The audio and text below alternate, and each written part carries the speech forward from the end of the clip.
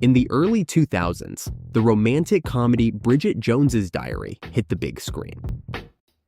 The film was an immediate success due to how much the character of Bridget connected with the viewer we were not used to seeing in the cinema love stories of ordinary people. The creator of the character, Helen Fielding, was looking precisely for that Bridget Jones represented the real problems of women, their insecurities, their doubts, and their fears.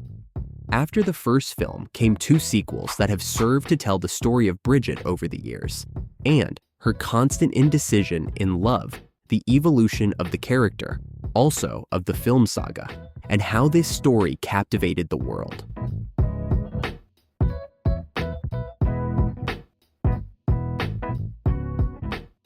All began in 1996, when the British author Helen Fielding published her novel Bridget Jones's Diary. The novel becomes an instant success, in part because it is inspired by one of the great works of English literature, Pride and Prejudice by Jane Austen. It's actually stolen from Pride and Prejudice. I thought that Jane Austen's plots were very good and had been market researched over a number of centuries, so I would simply steal it, because I thought she wouldn't mind, and anyway, she's dead. Bridget, like Elizabeth Bennet, is a woman who navigates the complexities of love and society, albeit with one key difference. Bridget is a modern 90s woman with the pressures and dilemmas of contemporary life. Fielding manages to capture the voice of a generation of women facing social expectations, relationships, and everyday concerns from weight to loneliness. With plenty of humor and a protagonist who is not ashamed of her mistakes, Bridget Jones's Diary resonates with women around the world, and it's not long before Hollywood sees the novel's potential. Throughout the year 2000, a search was underway for the actress who would best fit the role of Bridget Jones. Helena Bonham Carter, Cate Blanchett, and Emily Watson were all considered for the role. Kate Winslet also auditioned, but was deemed too young, though there are rumors that she turned down the role because she didn't want to play a character who was obsessed with her weight. After a long and intense search, they decided that the actress Renée Zelweeger would play Bridget Jones. The director of the film, Sharon Maguire, a friend of Helen Fielding, saw in Renée what they were looking for: an actress capable of combining comedy and emotion. Criticism was not long in coming when it was announced that Renée was going to be the protagonist of Bridget Jones's Diary. Renée Zelweeger is American, and Fielding's work is English, so no one believed that Renée would be able to play a character that was purely British. The actress not only worked on her accent heavily to make it sound more British, in terms of wanting to play the character, working with my friends again, no problem. But are you staying at your parents' for New Year? Well, I don't know. Suppose it doesn't help that underneath our clothes our entire bodies are covered. but she also gained about 9 kilograms in order to fit into the character. Bridget was constantly insecure about her weight, and therefore on a diet to fit into the canons that society imposes on you. In mid-2000, Hugh Grant and Colin Firth were chosen as the other two protagonists of the film. Colin Firth was chosen precisely because he played Mr. Darcy in the BBC adaptation of the 1995 novel Pride and Prejudice. It was not the only connection between the film and this television adaptation, as the script for Bridget Jones's Diary was co-written by Andrew Davis, who had also been a screenwriter for the series. Before filming began, it was decided that Patrick Doyle would be in charge of the film's soundtrack. Music was to be very important throughout the saga. Out of reach by a British singer-songwriter, and the now iconic It's Raining Men were released as singles after the success of Bridget Jones's first film.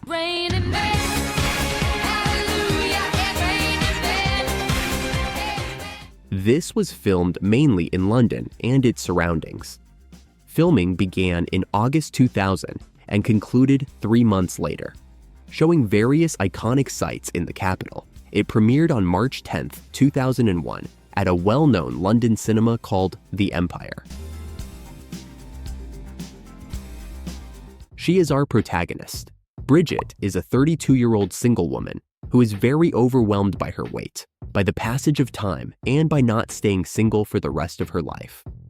She works in an advertising company and continually fantasizes about her boss's beau, Daniel Cleaver.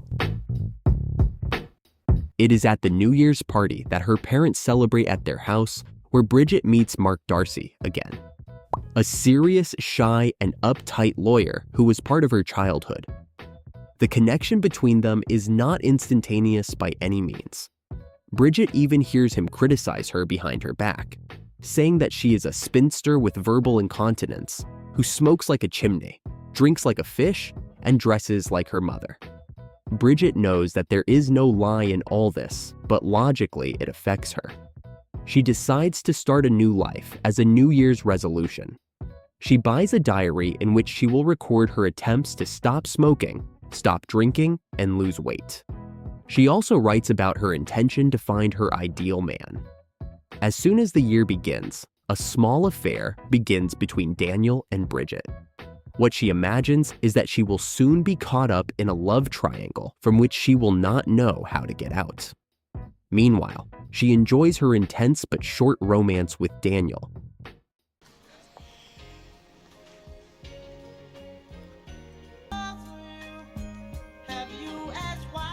Who ends up cheating on her with another woman. She already knew about his inability to be faithful, but still could not let the moment of enjoyment pass her by.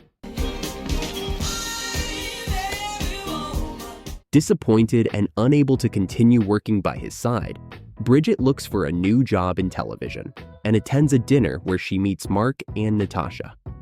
It is at this dinner that Mark confesses to her that he likes her and that he has always liked her the way she is. I like you very much. I like you very much, just as you are. After the meeting, he grants Bridget an exclusive television interview, thanks to which Bridget manages to boost her career as a reporter. Oh, Jesus Christ. Fine, we're out of time. Just wind her up. Well, back to the studio. They soon begin to have something until Daniel comes back to Bridget's life completely drunk and tries to win her back. And there is a fight between the two men while Bridget thinks about how I have gone from being single to having two handsome men fighting over me. Bridget ends up finding out that Daniel lied to her and that it was really him who slept with Mark's wife and made the friendship they both had break. After the fight, Bridget decides to get away from them both. Sometime later, she finds out that Mark has gotten back together with Natasha, and they have both accepted a job offer in New York. Bridget, single again, tries to mend her heart with a trip to Paris with her friends. But just when they were about to leave, Mark shows up ready to start something with her. As if there weren't already twists in the story, while Bridget prepares to have a special night, Mark reads Bridget's diary in which she strongly criticizes him. Bridget runs after him in underwear and sneakers. She finds him leaving a store where Mark had gone to buy her a new diary. He tells her that it is time to start writing a new one and tell in it the love story that they are going to start together. The love triangle between Bridget, Daniel, and Mark is the heart of the film. But what really makes the audience connect with the film and identify with Bridget is the humanity with which the creators portray her. She is clumsy, insecure, has extra pounds according to beauty standards, and has no clear idea of what life is like. However, all of that is put on the back burner when people detect her authenticity. That personality is what makes her a symbol for many women and what makes the film a success. Bridget Jones's Diary grossed more than $334 million at the box office. It also made an impact with Renée Zelweeger's performance, which was so convincing that she earned an Oscar nomination for Best Actress. The following year, despite those initial doubts about her British accent, many more nominations showed that it had been a success. The winner is Renée Zelweeger. I had lipstick on my teeth. Just 2 years later, in October 2003, the filming of the sequel begins. Also based on the book that Fielding wrote in 1999. In addition to many other places in London, the filming moves for a time to Austria, where an iconic sequence in the snow is going to be filmed in which Bridget does anything to get the better of a new co-worker of Mark.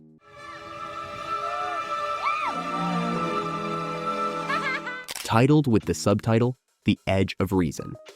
This sequel becomes a box office success.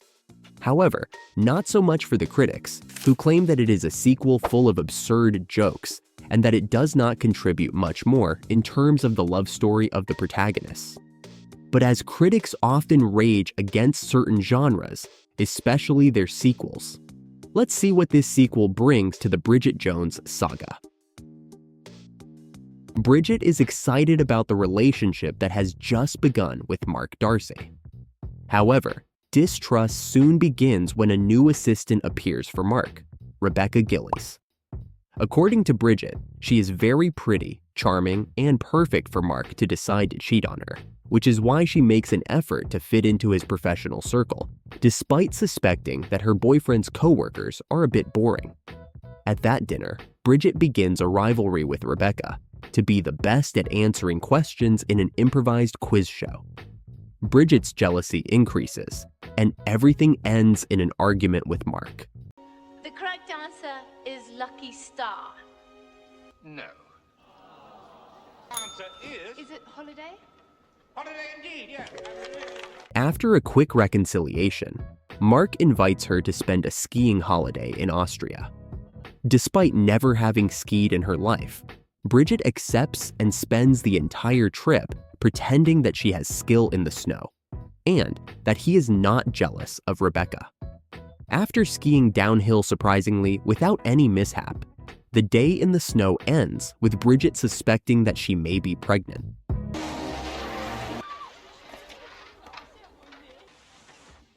I would like a pregnancy test, please. While waiting for the pregnancy test, Bridget and Mark realize how different they would be when it comes to raising a possible child.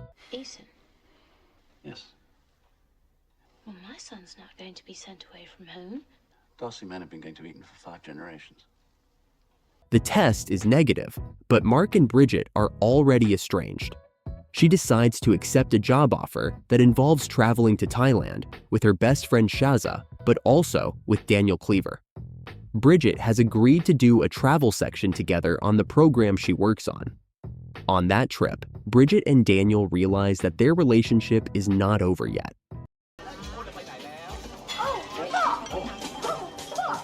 They flirt and are almost on the verge of doing it when Bridget realizes that Daniel has not changed at all. Without knowing that he was going to end up with Bridget, he had called a Thai prostitute. On their return, Bridget is arrested. She was carrying a snake-shaped ornament in her bag that a local love interest of Shaza had given them, and that Bridget decided to keep for her friend. Evidently, they don't arrest her because the inside was full of drugs. Bridget is admitted to a Thai prison where after a few days of fear, she manages to make a few friends with the inmates. She shares love advice with them and creates a kind of musical with the song Like a Virgin by Madonna.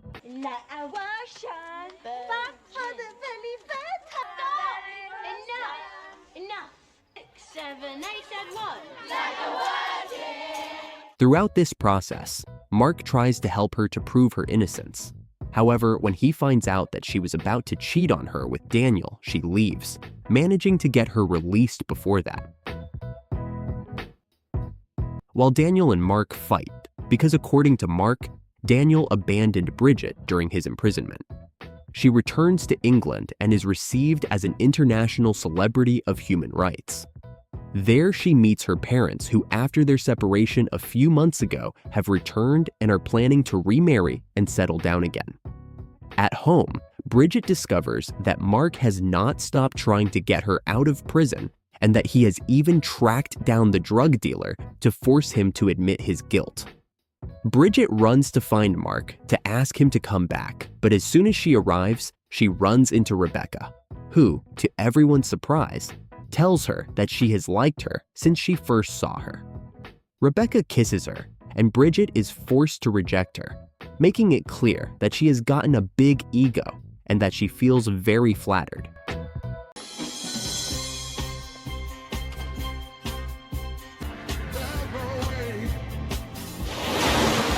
When she meets Mark again, he asks her for what she has been waiting for all this time. Bridget Jones, will you marry me? The sequel to Bridget Jones reaches $265 million at the box office. By the end of 2004, Renée is nominated for a Golden Globe for Best Performance. Although she did not win in her category, she did not go without an award that same year for the film Cold Mountain. And the Golden Globe goes to... Renée Zelweeger. Thank you. Thank you so much. And 2003 was also an excellent year for Renée.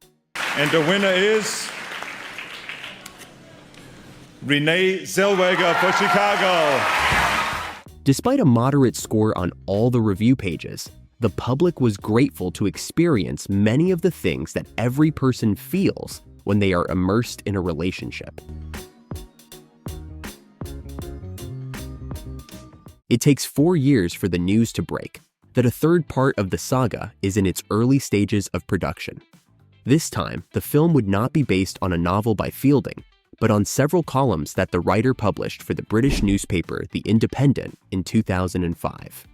Rumors that there will be a continuation of Bridget's story delight an audience that, although excited by the return of the mythical character, wonders what stage of Bridget's life will be shown to us. In 2011, it is reported that Renée Zelweeger will be in the third part, but Hugh Grant does not agree to participate due to creative differences between the script and the film. In his place, Patrick Dempsey joins the cast to star in Bridget's new love triangle, although it is not so new since Mark Darcy continues in this story. The director of the film hires Emma Thompson to rewrite the script together with Helen Fielding and David Nichols. Sharon Maguire, director of the first film, is once again in charge of this third installment. In October 2015, the filming of the film that will turn the saga into a trilogy officially begins, and whose title already gives us clues as to what the plot will be. Bridget Jones's Baby confirms that we are going to see a stage that promises to be interesting for an already iconic character. The interesting thing about this installment is that although Bridget has matured and has a successful career as a news producer, she continues to face the same insecurities that characterize her. She is also going to face an important dilemma that is the central axis of the film's plot. Bridget turns 43 and celebrates it completely alone. Indeed, her relationship with Mark Darcy did not continue. However, as far as her work life is concerned, Bridget has a successful career in television and is also very much loved by all her colleagues, especially by Miranda, with whom Bridget has a great friendship. The funeral of Daniel Cleaver, who has been declared dead after a plane crash, makes her change her perspective. Daniel touched many of us here today, including me. Oh dear. Bridget agrees to go with Miranda to a music festival, where after making a bit of a fool of herself, she is rescued by an attractive man named Jack, whom Bridget, out of shame, does not pay much attention to. On a drunken night that prevents her from even walking, she ends up sleeping with him after sneaking into his tent by mistake. Excuse me? Do you mind if we ask you to take a photo? You ready? Hey, what are you doing? The next morning, Bridget leaves without knowing that Jack had gone to bring her breakfast. She meets Mark again the next day when she goes to the baptism of a mutual friend's baby. Mark tells her that he is not with Camila and that in fact they are getting divorced. They decide to remember old times when they see that the flame is still lit.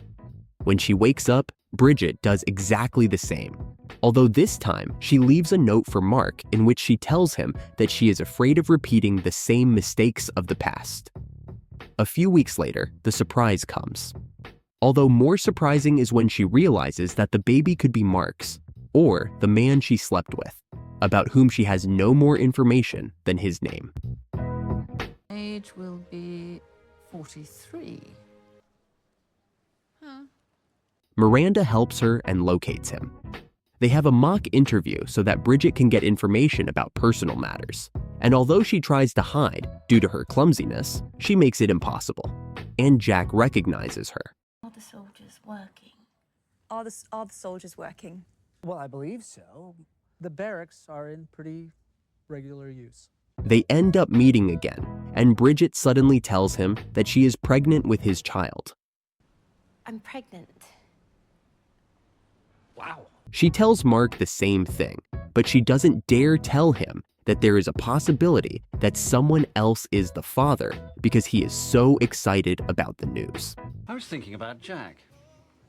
If it's a boy, after my grandfather. It's a good, strong name you can... However, things end up getting complicated, and the two discover that they are candidates to be the father of the baby that Bridget is expecting. They don't take it too well at first, as is logical, but then they try to help Bridget as much as possible. They even attend childbirth preparation classes, pretending to be a homosexual couple.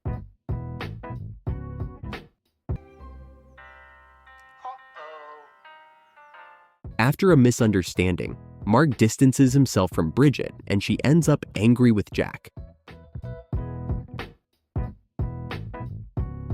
At 9 months, Bridget's water breaks. In the middle of the reconciliation with Mark, he tries to carry her to the hospital in his arms. But it is an impossible task. Then Jack appears. Yes, over here, please. And now the two of them manage to get to the hospital together, although with great effort. Bridget gives birth to her son, receiving a visit from her parents and friends. Dr. Rawlings takes Mark and Jack to do a DNA test to determine who the father is. A year later, Bridget finally marries, who at first we are led to believe is Jack, but no, she finally marries Mark Darcy, who is the biological father of her son. Jack has a very good relationship with them and loves William very much, the name they have given the child. Bridget, completely happy, tells us that she has finally managed to marry Darcy and become a mother. In a final scene, a newspaper can be seen announcing that Daniel Cleaver was found alive. With more than 200 million raised, Bridget Jones's Baby was an unexpected success that revived interest in the saga, and was received much more positively by critics than the second installment, highlighting how the film managed to capture the original spirit of the first, but adapting to a now much more mature Bridget throughout the 3 films. Bridget Jones evolved as a character, but her essence never changed in each installment. We see a woman face the social pressures of being perfect, finding the right man, having a stable relationship, and finally being a mother. But what makes Bridget unique is that she is not perfect, and that is what makes her so close to the public. Now, it has been announced that 2025 will be the year in which Bridget returns to our lives with a new film. Although Renée Zelweeger has changed a lot physically, she is still our Bridget Jones. We will always want to know more about this character and about how life has been for her. And there is no doubt that Bridget Jones is one of the most real and human heroines of modern cinema. Unlike many romantic comedies that present impeccable protagonists, Bridget was always emotionally messy, and above all, authentic. That authenticity is what connected with millions of people, especially women who have felt millions of times like the character the pressure to meet social expectations. And what do you think? That a 4th installment is the last straw that had closed an almost perfect trilogy? Can Hugh Grant's return attract the nostalgic audience and bring something new to the story? Or is it just a purely commercial release that shouldn't have existed? Leave me your opinion in the comments. If you don't want to miss anything from the world of cinema in 2025, I invite you to subscribe and like to support this type of content. Until next time.